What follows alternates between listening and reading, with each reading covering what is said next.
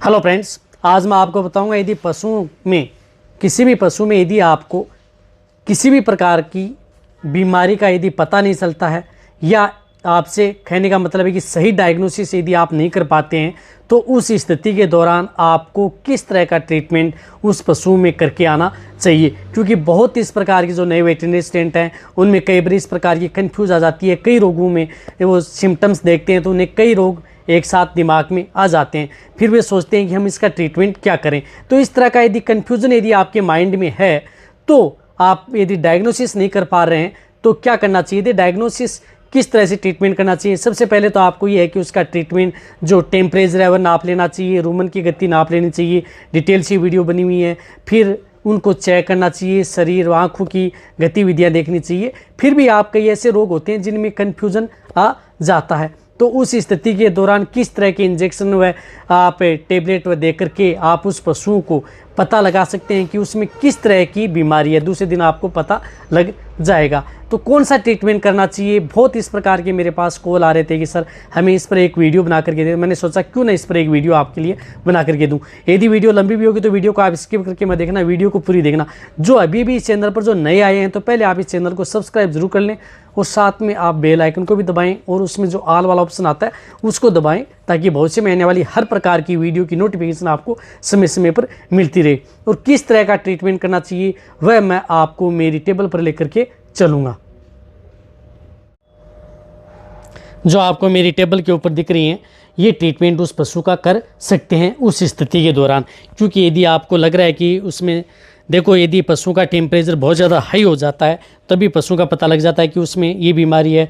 यदि पशु का लो टेम्परेचर हो जाता है तो उसमें भी पता लग जाता है कि इस पशु को ये बीमारी है। लेकिन पशु का जो टेम्परेचर समान रहता है, 1-2 डिग्री ऊपर बढ़ा हुआ रहता है या नॉर्मल सा लग रहा है, फिर कई कन्फ्यूज़न यदि आपको कर देते हैं तो आपको जो ये ट्रीटमेंट है वो करा लेना चाहिए।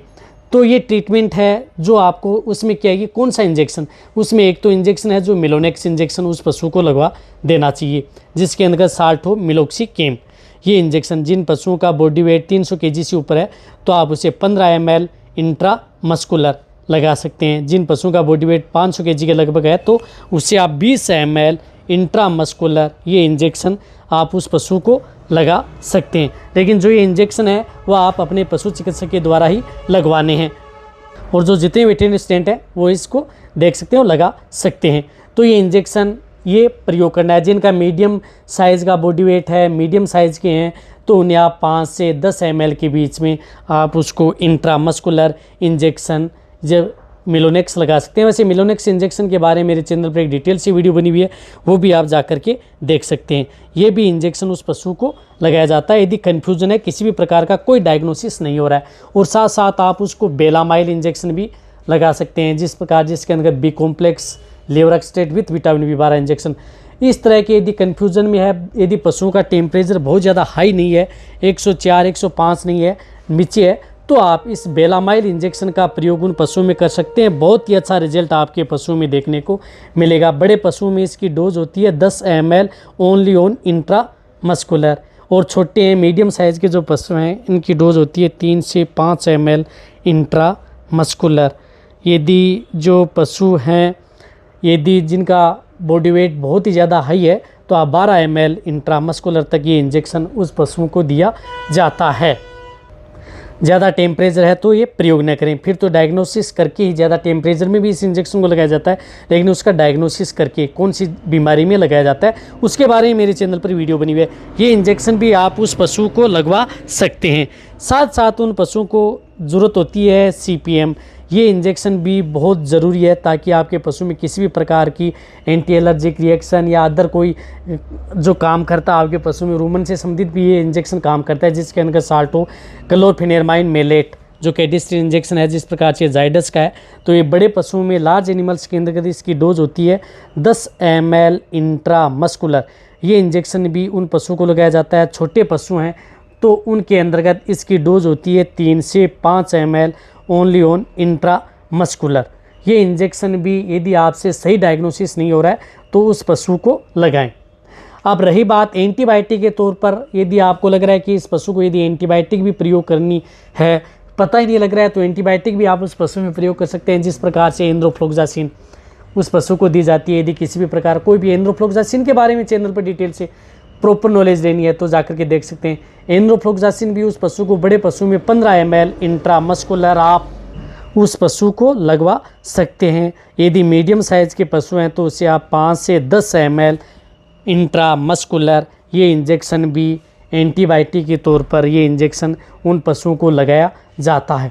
देखो, कहने का मतलब है कि आपको उस पशु में आपको एंटीबायोटिक इंजेक्शन भी, एंटीबायोटिक इंजेक्शन ये है कि आपको लग रहा है कि इसमें एंटीबायोटिक की ज़रूरत है तभी ये इंजेक्शन लगाएं, अन्यथा आपको एंटीबायोटिक इंजेक्शन लगाने की उस पशु में कोई ज़रूरत नहीं है। लेकिन यदि आपके दिमाग में कन्फ्यूज़न पैदा हो रखा है कि मैं कौन सी एंटीबायोटिक यूज़ में लूँ, तो आप ये ब्रॉड स्पेक्ट्रम में एंड्रोफ्लोक्सासिन एंटीबायोटिक उस पशु में प्रयोग करवा सकते हैं। यदि आपको लग रहा है कि पशु का थोड़ा टेम्परेचर भी है और थोड़ी इसमें दिक्कत ज़्यादा है तो आप इसमें यूरिमिन, सोडियम एसिड फास्फेट प्रयोग कर सकते हैं। इसके अंदर सोडियम फास्फेट जो इससे यूरिमिन है, जो लार्ज एनिमल्स हैं, बड़े पशु हैं, उसके अंतर्गत आप इसे 15 ml इंट्रामस्कुलर व इंट्राविनस यदि इंजेक्शन लगाएंगे तो आपको और भी अच्छा रिजल्ट आपके पशु में देखने को मिलेगा। ये तो ऑप्शन के तौर पर है। लेकिन आप यदि बहुत ही ज़्यादा कन्फ्यूज में रहते हैं तो एक मिलोनेक्स, बेलामाइल और CPM ये 3 इंजेक्शन तो उस पशु को लगाने या लगवाने ही हैं। और यदि एंटीबायोटिक के तौर पर ये, और फिर दिक्कत है, आपको लग रहा है कि मैं कौन सा यूज़ में लूँ, तो आप यूरिमिन इंजेक्शन का प्रयोग उन पशुओं में करवा सकते हैं। लेकिन 3 इंजेक्शन 1, 2, 3 ये 3 इंजेक्शन तो किसी भी प्रकार की बीमारी का यदि पता नहीं चल रहा है तो आप, यदि आपका पशु प्रेग्नेंट है या नॉन प्रेग्नेंट है, किसी भी तरह की कोई दिक्कत नहीं है, किसी भी प्रकार के पशु में इन इंजेक्शन का प्रयोग, 3 का प्रयोग कर सकते हैं। एंटीबायोटिक भी ये साथ में ले सकते हैं और साथ साथ उन पशुपालक को आप जो ये 2 टेबलेट, वैसे पशुओं को डायरेक्ट आप 2 बोलस, बड़े पशुओं को आप ओरली दे सकते हैं 2 से 4 बोलस। यदि ज़्यादा दिक्कत है तो 4 बोलस आप बायोबूस्ट की भी आप उस पशु को दिला करके आ सकते हैं और कह के आ सकते हैं कि आपको ये बोलस हैं वह आप उस पशु को 2 से 3 दिन ज़रूर दें, जो यदि आपके किसी भी प्रकार का यदि डायग्नोसिस आपसे नहीं हुआ। इससे क्या है कि आपके पशु में किसी भी प्रकार के इस तरह की ट्रीटमेंट से क्या हो सकता है कि किसी भी प्रकार की जो सिंपल इंडाइजेशन है उससे भी आपको रिजल्ट आने लग जाएगा, या किसी भी प्रकार का यदि आपका पशु में दिक्कत हो गई है, नॉर्मल डिजीज़ है, यदि आपके पशु में किसी भी कारण सकड़न, जकड़न या जो लगभग बीमारियां यदि आपके पशु में नॉर्मल बीमारियां होती हैं, इस ट्रीटमेंट से ही आपके पशुओं का इलाज हो जाता है।